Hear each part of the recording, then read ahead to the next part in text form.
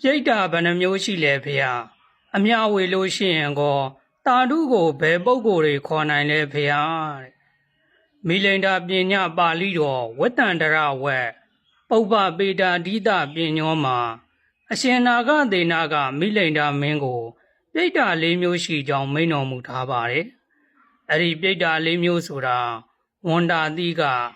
အံဘက်ကိုစားရတဲ့ပြိတ္တာခုတ်ပိပါဒအမြဲတမ်းစာလောင်ငတ်မွတ်နေတဲ့ပြိတ္တာနေဇာမတဏိကဝမ်းကောင်းပြောင်ပြောင်တောက်လောင်နေတဲ့ပြိတ္တာပရဒတ္တုပဇီဝိသူတစ်ပါးပေးကမ်းတာကိုမှီပြီးအသက်မွေးရတဲ့ပြိတ္တာတို့ပဲဖြစ်ပါတယ်အဲ့ဒီပြိတ္တာ၄မျိုးမှာ